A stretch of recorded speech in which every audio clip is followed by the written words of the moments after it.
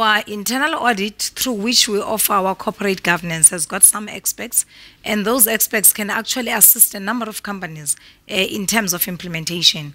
But unlike the first levels of implementation where we had to move from, I think from King 2 to King 3 was a big jump.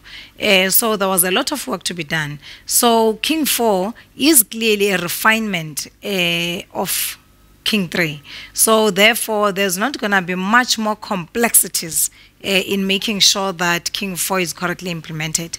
So therefore, through our internal audit services and through our corporate governance experts, we'll be able to assist clients understand to what extent are they now aligned with King 4, so that they do not get stuck on the King 3 principles that sometimes have been dealt with differently, under King 4. And I mean, even in the composition of committees, there have been some changes, and the roles in which the chairman can sit in, and the roles in committees where the chairman of the board can actually be a chairman of the subcommittee. So those are the subtle things that we actually need to look at.